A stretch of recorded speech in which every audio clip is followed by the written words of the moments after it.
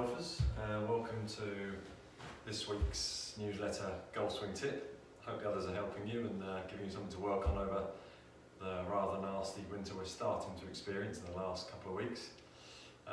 This week it's one that's a bit of a long-term one, getting rid of your slice. And there's an awful lot of ingredients that are involved in getting rid of your slice. Obviously we've got to make sure we've got the correct alignment to the target, we've got to check our ball position, we've got to check our grip is correct, nice and neutral. But one thing that can help maybe in all of those areas, even if they're a little bit out possibly, is how we bring the club into impact and how we position our body to try and at least lessen the amount that we slice the ball to the right. We're a right-hander.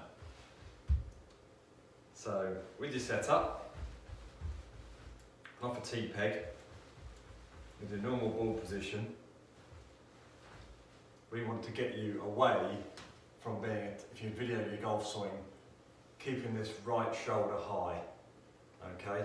Because as soon as that right shoulder stays high and works forward too much, you can see how, as I'm exaggerating here, it gets the club way out in front of you, and then the path is very much naturally going to be sharply down and leaving a wide open club face.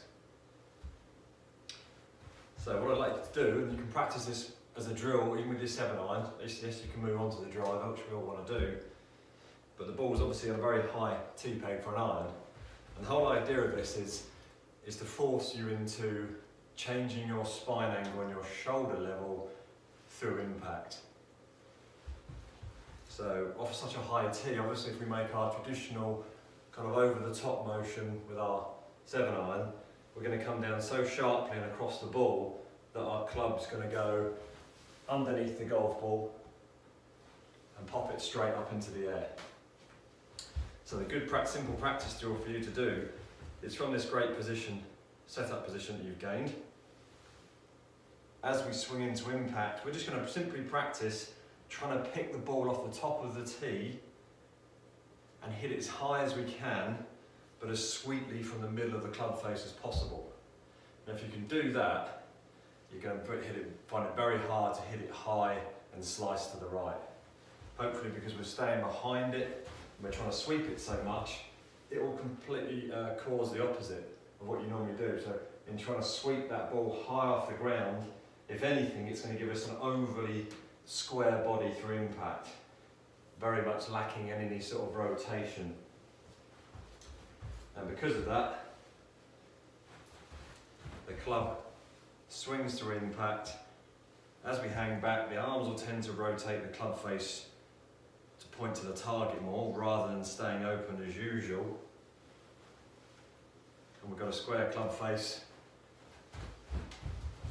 Because we're square through impact, the club path will be forced down the target and not across it as you would be normally.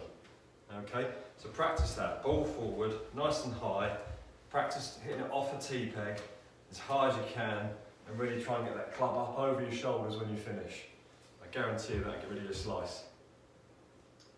Okay, so a bit of practice at the range, like we said, if we can keep that range, one anchor session at the range each week, even if it's an hour long. If you're slicing, this will be a great drill for you. Thank you.